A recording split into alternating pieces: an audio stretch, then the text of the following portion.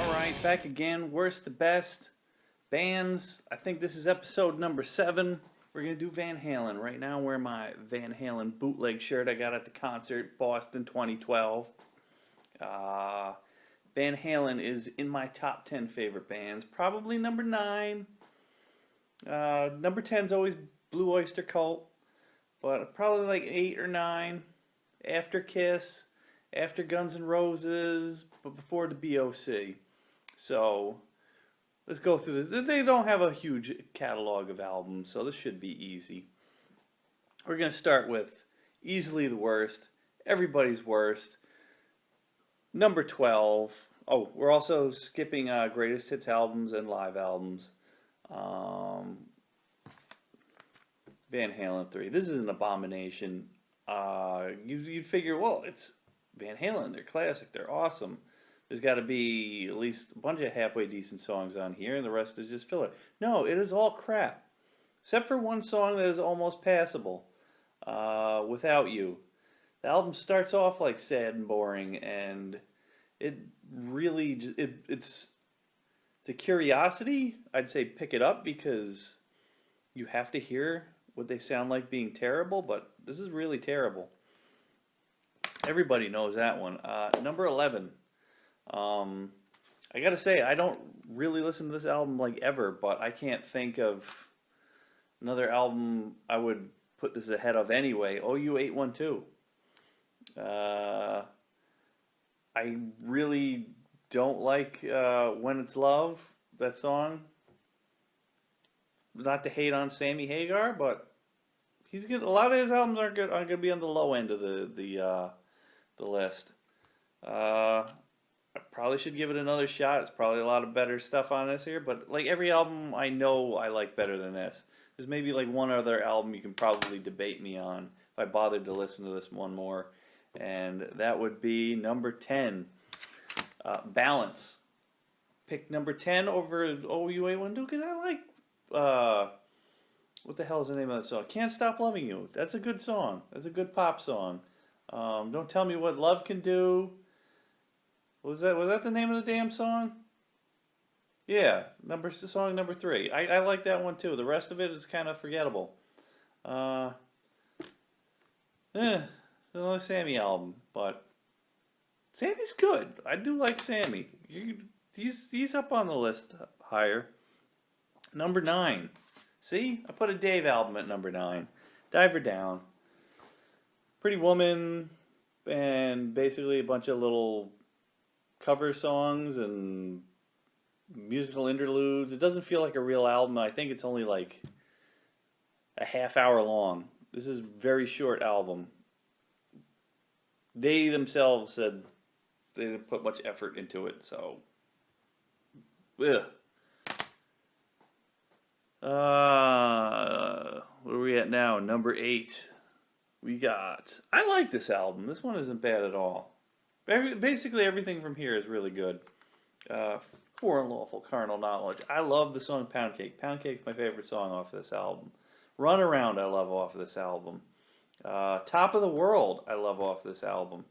And what's the Right Here Right Now, Played Out, but it's a good song.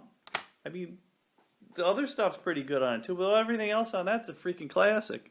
But the rest of their catalog is so good that I had to put that at number 8. So then we got number 7. This is the last Sammy album on the list, actually. It's 5150, his first one with them. Damn classic. It's heavy. I mean, he's got Dreams on there, but, you know, Good Enough's pretty damn good. Why Can't This Be Love? Best of Both Worlds is good. Actually, I don't know. I think I like this one over this one, but this one's more significant. This kind of kicked it off. Kind of a tie. A little controversial, but I love the different kind of truth. When saw this tour also, they played Tattoo, and you heard that on the radio, like, oh my god, that album's gonna stink. That song was horrible. Live, I actually like that song. That's from this. That's where I got that shirt. Bootleg. You got to never pay full price. They want 20, you give them 12. You have 12 in your hand. They'll take it every time. They might like, you got a little bit more. It's like, no, you stick with the 12, you get the bootleg shirt. Sometimes you can get them down to 10 after the show. They're still out there in front of the Boston Garden. But different kind of truth. A lot of good stuff on this. You didn't think this was going to be that good. She's the Woman was really good. Chinatown was good. I freaking loved this album. It was just heavy. It was good. We know it was a bunch of old demos from like the 70s that they just like redid, but that's all we wanted anyway. That's probably the last we're ever going to hear from them again, so... number five. I don't have the CD for it, but I have the tape of it. Women and Children First. Remember these things? Warner Brothers put some of these out, where you'd have be 2-on-1. I know Black Sabbath, they had one. Deep Purple had one too.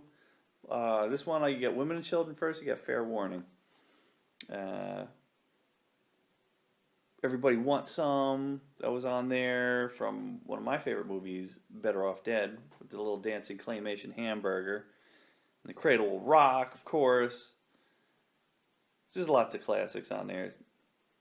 But lucky I grabbed this tape out, because what's number 4? It's Fair Warning. Maybe that's why I like these albums so close together. Why they're...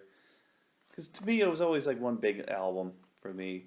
They both came out, consecutively. And it's just side 1, side 2. So, Fair Warning, I'll say, is a little bit better. He's got one of my favorite Van Halen songs ever, Dirty Women, or Dirty Movies, I mean. Dirty Women's Black Sabbath. Unchained's on there. Push Comes to Shove's on there. This is considered the dark one, the heavy one, the angry one. Love Fair Warning. Alright, number 3. There's no bad ones. I mean, they're all great anyway up to this point, since number 8 on, but what do you pick as number 3? I'm going to say, just on personal preference and what I've been listening to, what my tastes are this month, I guess, when I wrote this. I'm going to say Van Halen. Of the top 3 alright, the second most played out of all the albums, but Running with the Devil, sick of hearing that on the radio, that's not all the time. Eruption, everybody's sick of hearing that one. You Really Got Me, everybody's sick of hearing that one. Jamie's Crying, I like. Ice Cream Man's probably my favorite song on here, because it's like wild and ridiculous. Feel Your Love Tonight, I mean, they're all classics, but I feel like I've heard them way too many times. The freshness of this album is not quite there. My taste right now. But that could easily go as number 1 or number 2. But my number 2 is going to be Van Halen 2. I always felt this one's a little bit more fresher. Plus I love the song Beautiful Girls. Bottoms Up's great. These are the songs that aren't always played as much on the radio.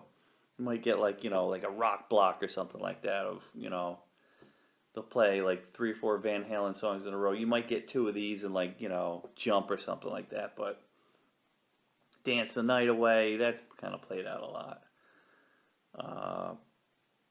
So this one's just got a little more fresh, even though we've only heard these songs 1,000 times. The other ones we heard like 10,000 times. I don't break that one out often, but if I am breaking out the early Van Halen stuff, I might break out Van Halen 2 or Women and Children First over Van Halen 1. So what would be number 1? Me being absolutely hypocritical. I picked 1984. Of all the played out songs, yes, but I can't get enough.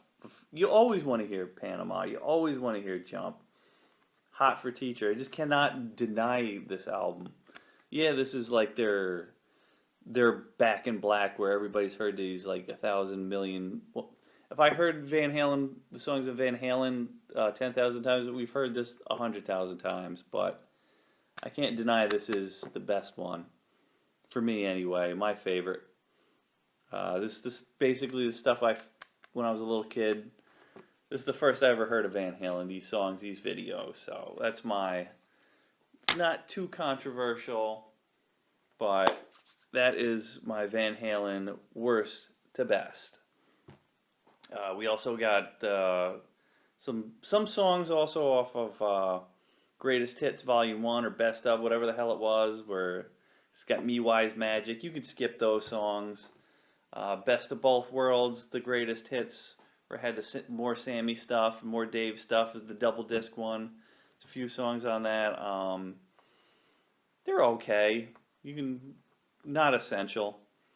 So, then they had the 2 live albums. The one from the reunion stuff with Dave, that's really bad.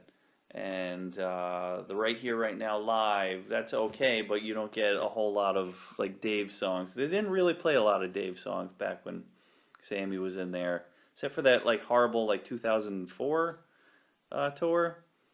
But they weren't releasing anything live from that because Eddie was like whacked out on alcohol or drugs or something like that. So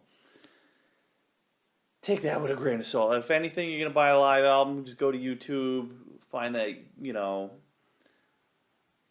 I ain't gonna endorse bootlegging stuff, but you can listen to all the better bootleg concerts from like the early 80s. Look for like I think it was the Oakland one, which they actually filmed. So there you go. There's all my side recommendations like I always put in all these videos. If you want to see any more, I did one on Deep Purple, worst to best. That one is very comprehensive because I did Pink Floyd, I did Queen, did Quiet Riot, I did Blue Oyster Cult, so check them out, subscribe. Who knows when I'll come back with another one. I haven't finished listening to every Elton John album, and I keep putting off the Black Sabbath one, so stay tuned.